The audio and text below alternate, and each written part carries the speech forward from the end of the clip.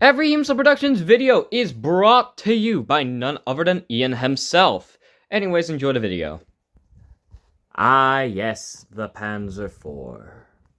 Its sleek design cannot be forgiven by any other German member. From its iconic gun, to the shows that it's been oh so iconically in, nobody could actually not respect its history. So let's talk about it. First of all, say hi to my coworker Ben. Hey everybody, Ben here. So, yeah, let's begin. The year was, I actually don't know, it was like 1939 or something, right? Yep. Alright, so yeah, the year was 1939. And Germany was running low on materials to build the Panzer IIIs. So, what did they do? They went back to the drawing board. And they went there for a couple months, to the point where it was March 2nd, 1939. Germany had just invaded Poland along with Russia, and they were celebrating very quickly. All the BTs and all the 7TPs were captured by the Russians, yet again. Even though the BTs were captured by Poland and then converted into their own tanks, but then the Russians captured it and turned it back into their own. So, Germany, on the other hand. What did they have? Not an air force, because, well, they were still developing an air force. Not a lot of tanks, since they were still capturing under the powerful military scheme, unemployment parties, where they just decided to say code words. What do we got? Tractors, tank rebuilding, air logistics enforcement enhancement building, restoring their air force, boat racing to see how many battleships they can make, global unemployment, employing a lot of soldiers. So they started with small tanks like the Panzer I. Built in 1934, it was very nice. Then came 1935, where they designed the Panzer II, a predecessor to the Panzer I, but still very nice.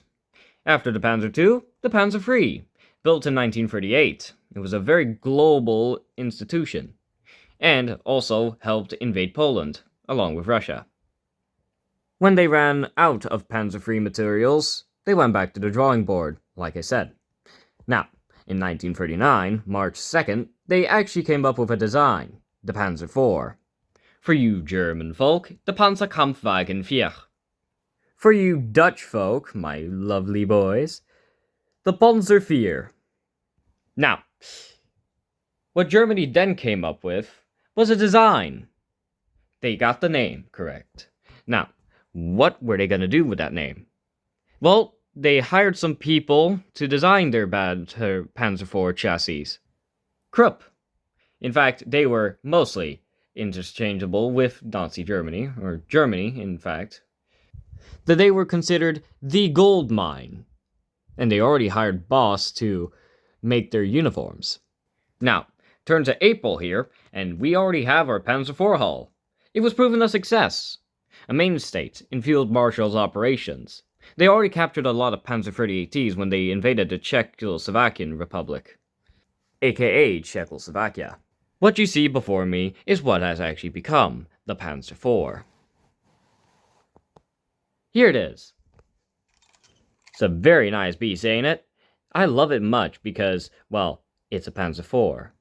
Germany hired some tank crews to come train them.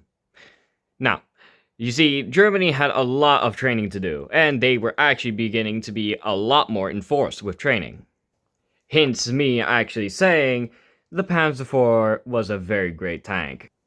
In practice, it was a very good tank, with its sleek armament and its great hull armor.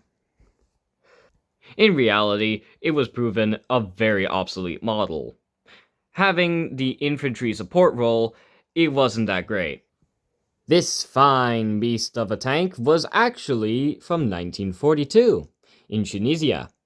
Now, the reason why I'm saying this is because The Africa Corps, you know? You know the guys? Yeah? Great. They were the ones that designed the Panzer IVs and brought them over here, in Tunisia, where they actually got to build the Panzer IVs. What they had come up with, however, was a sleek operation model. It wouldn't be much, since it was only an infantry support role, but when they looked at the KWK 44 or the KWK 44 L43 cannon, they decided, hey, why not stick it onto the Panzer IV gun? And decided to name it the F2 model. About 133 of those were produced and shipped back to Germany to help in the Russian War, aka Operation Barbarossa. This tank was shot down in Tunisia in 1943. Now, the reason why I'm saying this is because a group of Matilda IIs spotted a company of Panzer IVs along with artillery weapons and air forces. They shot at the Panzer IV right in the hull, in the front section of the hull, actually, like right in the middle. Now, that got the driver dead, the gunner dead, and the radio operator dead as well.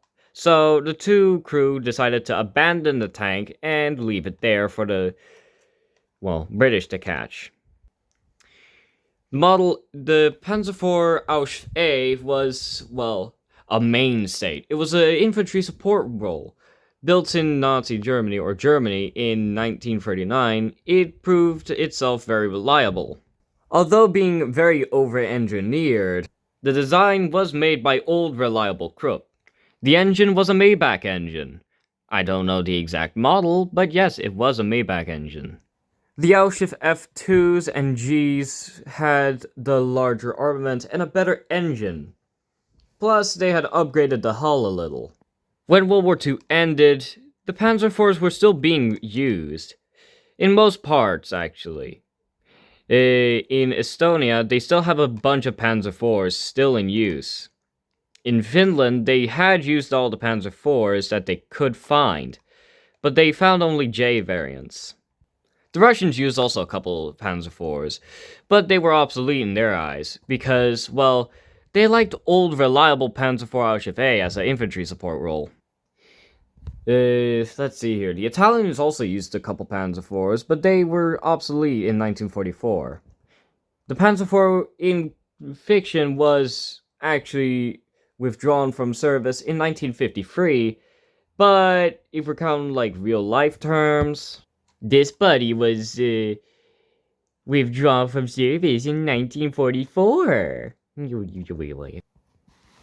That was all from the Panzer IV today, guys. And yes, I did spend a lot of time, and I also had a video made of this before this one.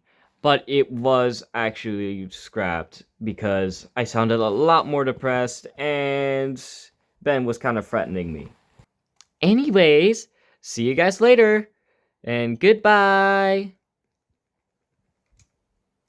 Yep, goodbye, guys. Ben. Yeah?